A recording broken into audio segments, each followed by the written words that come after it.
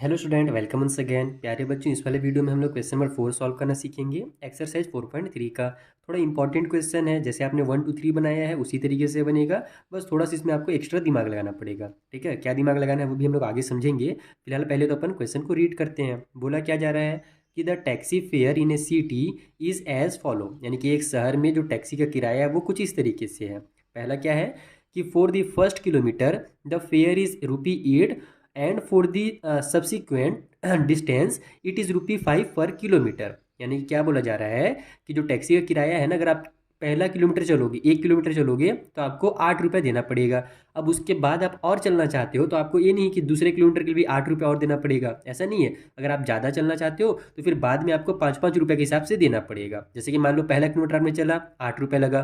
फिर 2 किलोमीटर चलोगे तो पहले किलोमीटर का ₹8 लगेगा और दूसरे वाले किलोमीटर का आपका ₹5 लगेगा। फिर 3 किलोमीटर चलोगे तो फिर आपका ₹5 और लगेगा। फिर आगे और चलोगे तो फिर ₹5 और लगेगा। इस तरीके से लगता है, यानी शुरू में ₹8 लेता है पहले किलोमीटर का, और उसके बाद का जो है वो केवल ₹5-5 के हिसाब से चलता है।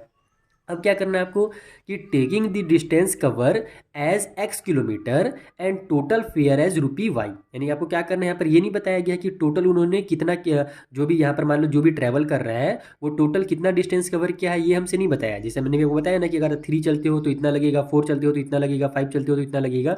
तो कितना किलोमीटर चल रहा है वो नहीं बता रहा है। आपको ये करना है कि मान लेना है कि टोटल उन्होंने x किलोमीटर की दूरी कवर की है। जिन्होंने भी, जिसके बारे में दिया हुआ है क्वेश्चन, उन्होंने x किलोमीटर की दूरी कवर की है और टोटल जो उनका किराया है ना वो ₹y लगा है। तो अब इस हिसाब से x और y के हिसाब से आपको एक लीनियर इक्वेशन बनाना है। और फिर जब लीनियर इक्वेशन बन जाएगा, जैसे क्वेश्चन नंबर 1 में इक्वेशन बना था ना, तो इस टाइप से जब आपका इक्वेशन बन जाएगा तो उसको आपको ग्राफ में डिनोट भी कर देना है। तो मेन है इक्वेशन बनाना। अगर इक्वेशन बन गया तो आप तो इक्वेशन बनाने के बाद जानते ही हो कि x और y का कुछ वैल्यू निकालना रहता है, और जब वैल्यू निकल जाता है तो उसको ग्राफ में हम लोग आसानी से डिनोट कर सकते हैं। मैंने आपको एकदम सिंपल मेथड में समझा रखा है पहले वाली वीडियोज़ में। तो चलिए स्टार्ट करते हैं, इसका अपन इक्वेशन बनाना सीखते हैं कॉपी में। तो देखो, सबसे पहले आप इस तरीके से लिख लो कि जो टोटल डिस्टेंस है वो अपने को क्वेश्चन में ही बोल दिया गया कि आप उसको x किलोमीटर मान लीजिए, और जो टोटल किराया लग रहा है उसको आप ₹y मान लीजिए, यानी कि ₹y लग रहा है आपका। अब इसको आप समझो कि अगर नॉर्मल आपको दिया रहता कि 1 किलोमीटर का ₹5 लग रहा है, सिंपल एकदम समझना ना, कि 1 किलोमीटर का ₹5 लग रहा है, तो बताइए x किलोमीटर का कितना लगेगा। यानी चाहे x जगह पर आपको दे देता, नंबर दे देता कि बताइए कि 4 किलोमीटर का कितना लगेगा, तो हम लोग क्या करते, सिंपल 1 का दिया रहता तो 4 से मल्टीप्लाई कर देते, हम लोग को पता चल जाता कि 4 5 जा 20 लगेगा। अगर 1 किलोमीटर का ₹5 तो 4 किलोमीटर का ₹20। ठीक है, समझ आने के लिए बोल रहा हूँ, ऐसे कॉमेडी मत समझना। अगर उसी तरीके से अगर इस टाइप से बोलता कि 1 किलोमीटर का ₹5 है तो बताइए x किलोमीटर का कितना लगेगा, तो अपन 5 के x से मल्टीप्लाई कर देते तो 5x आ जाता। लेकिन इसमें थोड़ा सा आपको घुमा करके दिया हुआ है कि फर्स्ट किलोमीटर जो आप चलोगे, जैसे मान लो आप यहाँ से यहाँ तक जा रहे हो, तो पहला जो किलोमीटर आपका आएगा, पहला जो स्टॉपेज आएगा, यहाँ से आपको ₹8 लगेगा, यहाँ से यहाँ तक का। उसके बाद जब आप चलोगे तो आपको ₹5-5 देते जाना, जितना भी आप चलो, आपकी मर्जी, आप जितना भी चलो आपको ₹5-5 बाद में देना है। तो हम क्या करेंगे, इसके लिए थोड़ा सा डायरेक्ट यहाँ पर x या 5 से मल्टीप्लाई नहीं कर देंगे।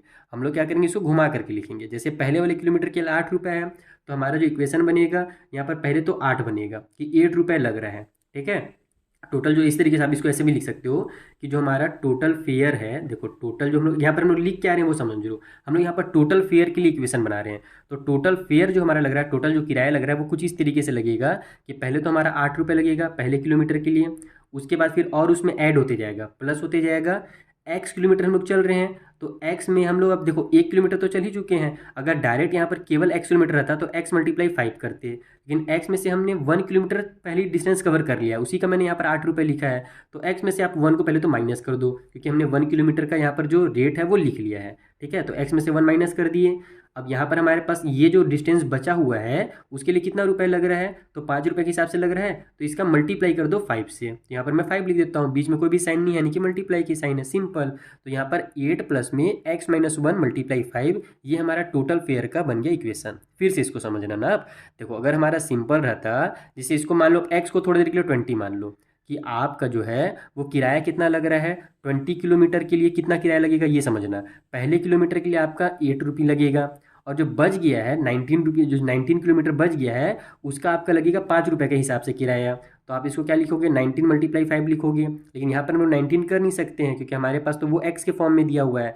तो हम लोग क्या करेंगे, 19 लाने के लिए अपन क्या करेंगे, इसको 19 को मैं क्या लिख सकता हूँ, 20 - 1 कर सकता हूँ। 20 - 1 मल्टीप्लाई 5 भी करूँगा तो मेरा 19 मल्टीप्लाई 5 हो जाएगा, यानी 19 किलोमीटर के लिए 5 रुपये के हिसाब से 19 मल्टीप्लाई 5 हो गया। तो वही चीज़ हो रहा है कि यहाँ पर हमारा टोटल x किलोमीटर है, उसमें से 1 किलोमीटर हमने लिख लिया है साइड में कि 8 रुपये लग रहा है 1 किलोमीटर के लिए, तो वो हमारा साइड में हो गया प्लस करके। और उसके बाद फिर उसमें से 1 किलोमीटर माइनस कर दो आप, क्योंकि हमारा 1 किलोमीटर के इधर लिख लिया हमने, और फिर मल्टीप्लाई 5 से कर दो। तो ये हो गया आपका इक्वेशन। अब टोटल फेयर अपने को क्या बोला था, y बोला था, तो y इक्वल टू हो जाएगा आपका 8 प्लस में, यहाँ पर आप ब्रैकेट ओपन करो तो 5 के x से मल्टीप्लाई होगा तो 5x आ जाएगा, फिर माइनस है तो माइनस की साइन लगा करके 5 1 जा 5 हो जाएगा। थोड़ा सा सॉल्व हो रहा है, सॉल्व भी कर लेते हैं। y इक्वल टू हो जाएगा 8 में से 5 माइनस हुआ तो 3 प्लस में 5x। ये हमारा बन गया इक्वेशन। मेन इसी को समझना है। अगर आपने इक्वेशन बना लिया तो आगे आपका पूरा सॉल्व हो जाएगा। अब आप जानते हो कि x और y का अपने को यहाँ से वैल्यू फाइंड करना है, कम से कम 2 वैल्यू फाइंड करना है, और ज़्यादा से ज़्यादा आप जितना चाहो उतना फाइंड कर सकते हो। लेकिन चूंकि अब इतना बड़ा क्वेश्चन ही पहले से दे दिया गया है तो हम लोग ज़्यादा इक्वेशन यानी ज़्यादा सोल्यूशन फाइंड नहीं करेंगे, सिंपल 2 ठो फाइंड करेंगे और जल्दी से उसको ग्राफ में डिनोट कर देंगे। तो x का वैल्यू मान लो हम लोग हमेशा स्टार्ट करते थे जीरो से, तो यहाँ पर भी अपन जीरो रख के देखते हैं कि अगर x का वैल्यू मैं जीरो रखूँगा तो y का कुछ निकलेगा कि नहीं। तो ये 5 जीरो जीरो हो जाएगा, और यहाँ पर y इक्वल टू मेरे पास 3 बच जाएगा। तो x अगर मैं जीरो लिखता हूँ तो y का आंसर मेरा 3 आ जाएगा। तो यहाँ पर आप लिखो कि if x equal to zero, अगर हम लोग x इक्वल टू जीरो ले लेते हैं तो उस कंडीशन में हमारा y इक्वल टू 3 प्लस में 5 मल्टीप्लाई जीरो हो जाएगा। इस x जगह पर जीरो लिख दो तो y इक्वल टू 3 हो जाएगा, क्योंकि 5 जीरो तो जीरो हो जाता है, किसी भी नंबर के जीरो से मल्टीप्लाई होता है तो जीरो आ गया, तो उस जीरो को उतारने की जरूरत नहीं है। तो x का वैल्यू जीरो लिया तो y का वैल्यू 3 आ गया, तो यहाँ पर जीरो और y का 3 लिखो। दूसरा और फाइंड कर लो। और ध्यान ये रखना है आपको कभी भी यहाँ पर सॉल्यूशन फाइंड करने में कि आपका सॉल्यूशन जो है ना वो फ्रैक्शन के फॉर्म में मत है। अगर फ्रैक्शन के फॉर्म में आ जाता है, जैसे कि आपके बुक में कई बार फ्रैक्शन के फॉर्म में दे दिया गया है, तो अगर फ्रैक्शन के फॉर्म में आप निकालोगे ना तो आपको ग्राफ पेपर में ढूंढने में बहुत दिक्कत होगा। इसीलिए आप क्या करना कि फ्रैक्शन के फॉर्म में मत निकालना, होल नंबर के फॉर्म में निकालना। किसी भी इक्वेशन का कई सारे सॉल्यूशन हो सकते हैं, केवल जो आपकी बुक में दिया हुआ है केवल वही दो सॉल्यूशन नहीं है, कई सारे इनफाइनाइट नंबर ऑफ सॉल्यूशन होता है दो linear equation in two variables का। ठीक है, जब वन वेरिएबल होता है केवल x रहता है तब वहां पर केवल एक ही सॉल्यूशन मिलेगा आपको। जब दो वेरिएबल हो जाते हैं x और y तब आपको कई सारे सॉल्यूशन मिल जाएंगे। ये मैंने आपको एक्सरसाइज 4.1 और 4.2 में भी समझाया था ये चीज़ को। ठीक है, तो यहाँ पर हम लोग बुक वाला नहीं देखेंगे कि बुक में क्या दिया हुआ है। बुक में आपका जो फ्रैक्शन वगैरह दिया हुआ है वो मत निकालना आप, नहीं तो बहुत ज़्यादा दिक्कत करेगा। आप यहाँ पर इसको होल नंबर निकालने की कोशिश करो। तो अगर मैं इसको 1 ले लेता हूँ, यानी 5 के x से जहाँ पर अगर अपन 1 लेते हैं तो ये कितना बन जाएगा मेरा 5 1 जा 5 हो जाएगा, फिर 3 और 5 मेरा 8 हो जाएगा। तो मस्त है, काम आसान हो गया मेरा। x इक्वल टू अगर मैं 1 लेता हूँ तो y इक्वल टू 3 प्लस में 5 मल्टीप्लाई 1 आ जाएगा, तो y इक्वल टू 3 प्लस 5 हो जाएगा। तो यहाँ से y की वैल्यू निकल गई हमारी 8। तो ये मेरा क्या हुआ, होल नंबर निकला है। यहाँ पर हमारा फ्रैक्शन वगैरह नहीं निकला है। अब इसको आसानी से अपन डिनोट कर सकते हैं। यहाँ पर आप लिख लो x इक्वल टू 1 हो गया और y इक्वल टू 8 हो गया। अब चलिए ग्राफ पेपर में चलते हैं और इसका जल्दी से लीनियर ग्राफ बना देते हैं।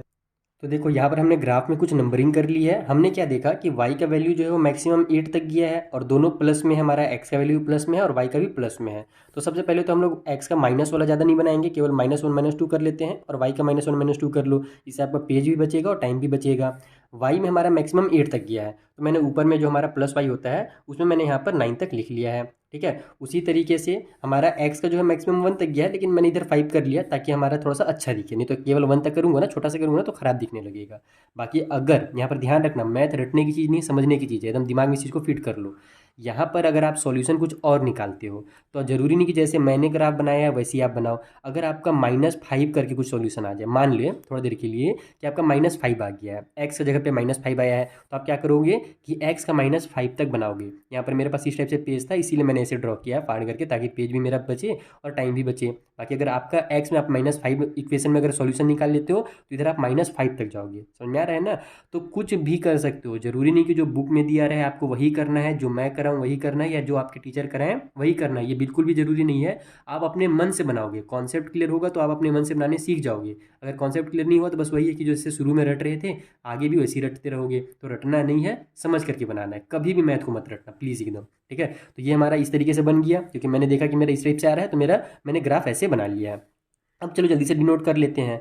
तो देखो ये मेरा 0 और 3 है, तो मेरा x में 0 कहाँ पर आएगा, यहाँ पर आएगा। ये जो पॉइंट होता है ये मेरा 0 0 होता है, x भी 0 यहाँ पर रहता है और y भी 0 होता है, इसको ओरिजिन पॉइंट कहते हैं। तो यहीं पर मेरा x 0 हो गया। y का कितना है भैया, y का 3 है, तो y के लिए 3 कदम मैं आगे बढ़ा लेता हूँ। तो ये वाला जो मेरा पॉइंट होगा ये मेरा हो जाएगा x के लिए 0 और y के लिए 3। सिंपल एकदम। उसके बाद दूसरा हमने क्या किया था, 1 और 8 फाइंड किया था। तो एक्स का 1 कहाँ पर आएगा, यहाँ पर आएगा क्योंकि +1 है, तो एक्स का 1 यहाँ पर हो गया।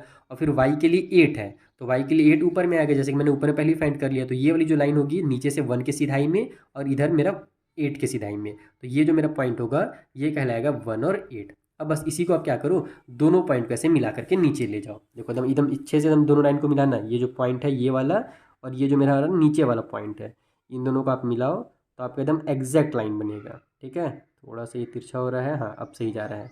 तो देखो कुछ इस तरीके से आपका लाइन बनेगा। अगर आप कुछ दूसरा पॉइंट भी फाइंड करोगे, समझ में आ रहा है, कुछ दूसरा सॉल्यूशन भी अगर आप फाइंड करोगे ना, तो भी देखना जैसा मेरा लाइन बना है वैसी ही आपका भी लाइन बनेगा। आपके बुक में भी आप चेक कर लो कि उन्होंने जो मैंने पॉइंट फाइंड किया है वो पॉइंट उन्होंने फाइंड नहीं किया होगा, उन्होंने दूसरा करके कुछ फ्रैक्शन करके फाइंड किया था। तो अगर वो फ्रैक्शन वाला पॉइंट भी आप फाइंड करोगे तो भी आपका लाइन सेम ही बनेगा। देखो अगर आप देख रहे हो इस लाइन में कितने सारे पॉइंट है, एक तो यहाँ पर हमने फाइंड किया, यहाँ पर पॉइंट है, यहाँ पर पॉइंट है, कहीं पर भी बीच में ले लोगे तो यहाँ पर पॉइंट है, कई सारे पॉइंट हैं। तो आप कोई भी पॉइंट को फाइंड कर सकते हो, एकदम दिमाग में फिट कर लो। मैं बार बार इस चीज़ को इसीलिए बता रहा हूँ क्योंकि मैं बचपन में ना इसको रटा करता था, मुझे बहुत खराब लगता है कि इसको रटना नहीं चाहिए। मेरे टीचर बोल दिए थे कि रट लिया करो, लेकिन ऐसा नहीं है, रटना नहीं है। आप अगर समझ करके बनाओगे तो आपका एकदम हमेशा के लिए कॉन्सेप्ट क्लियर रहेगा।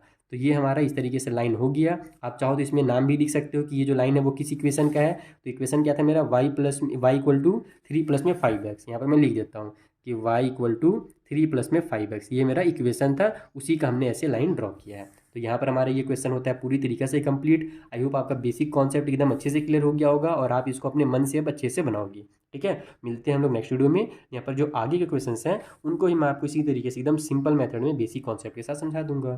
Thank you for watching.